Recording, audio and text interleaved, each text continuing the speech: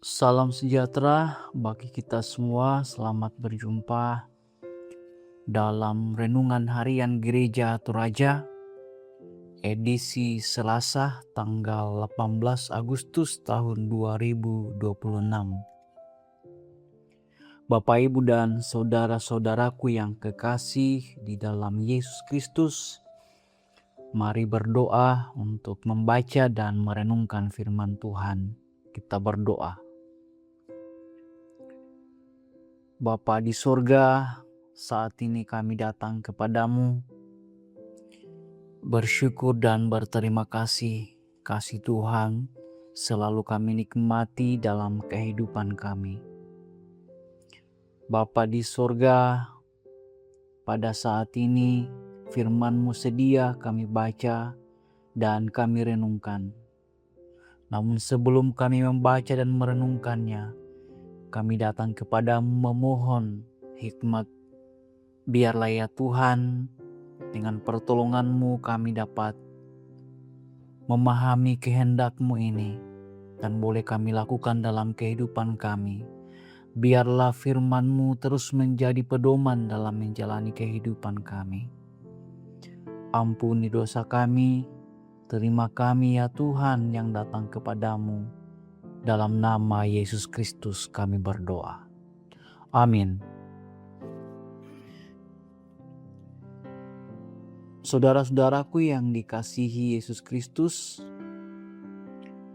firman Tuhan yang kita akan baca dan renungkan pada saat ini dipilih dari pertama Yohanes pasal 4 ayat 1 sampai ayat yang ke-6.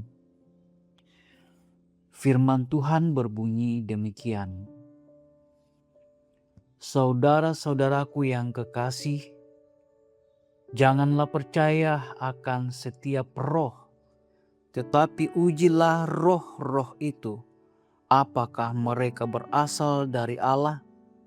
Sebab banyak nabi-nabi palsu yang telah muncul dan pergi ke seluruh dunia. Demikianlah kita mengenal roh Allah. Setiap roh yang mengaku bahwa Yesus Kristus telah datang sebagai manusia berasal dari Allah. Dan setiap roh yang tidak mengaku Yesus tidak berasal dari Allah. Roh itu adalah roh antikristus, dan tentang dia telah kamu dengar bahwa ia akan datang dan sekarang ini ia sudah ada di dalam dunia. Kamu berasal dari Allah, anak-anakku, dan kamu telah mengalahkan nabi-nabi palsu itu, sebab roh yang ada di dalam kamu lebih besar daripada roh yang ada di dalam dunia. Mereka berasal dari dunia, sebab itu mereka berbicara tentang hal-hal duniawi, dan dunia mendengarkan mereka. Kami berasal dari Allah. Barang siapa mengenal Allah, ia mendengarkan kami. Barang siapa tidak berasal dari Allah, ia tidak mendengarkan kami. Itulah tandanya roh kebenaran dan roh yang menyesatkan. Amin. Firman Tuhan. Berbahagialah Bapak, Ibu, dan saudara-saudara yang membaca dan merenungkan firman Tuhan, terlebih melakukan dalam kehidupan. Dari bacaan kita ini, kita akan renungkan dalam tema hidup dalam tuntunan Roh Tuhan. Saudara-saudaraku yang kekasih dalam Yesus Kristus, kepercayaan seseorang terhadap sebuah ajaran akan sangat menentukan perbuatan-perbuatannya. Dengan kata lain, ajaran menjadi kekuatan yang menggerakkan seseorang untuk melakukan sesuatu. Bagi orang Kristiani, firman Allah sekaligus menjadi rohnya dalam melakukan kehendaknya. Setelah meyakinkan orang-orang percaya akan kasih Allah dalam Yesus Kristus yang menjadikan mereka sebagai anak-anak Allah, kini Rasul Yohanes mengingatkan kekuatan dalam diri mereka. Kekuatan yang dimaksudkan adalah roh kebenaran, yakni roh Allah yang memampukan orang-orang percaya untuk membedakan ajaran yang sesat dan ajaran yang benar. Roh Allah jugalah yang memampukan orang percaya untuk terus melakukan kebenaran serta mematahkan ajaran sesat. Seiring dengan berjalannya waktu, muncul berbagai ajaran-ajaran yang nampak baik. Namun tidak sedikit dari ajaran-ajaran tersebut sebenarnya tidak sesuai dengan dasar ajaran Kristen. Karena itu, sangat penting bagi orang percaya untuk terus berada dalam kuasa dan kehendak Roh Allah.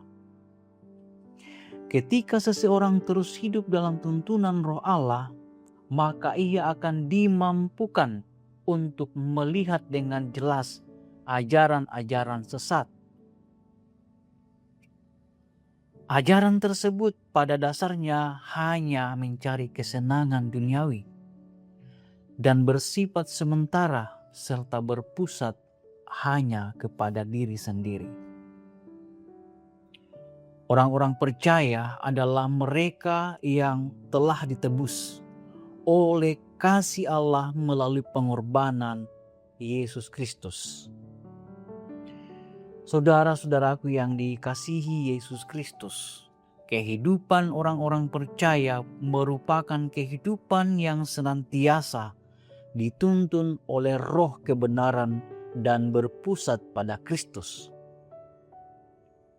Artinya, apapun yang diperbuatnya, semuanya sebagai persembahan syukur untuk kemuliaan Tuhan. Amin. Mari Bapak Ibu kita berdoa. Ya Allah Bapa kami, kembali kami datang kepadamu menghadap hadirat-Mu dengan ucapan syukur kami.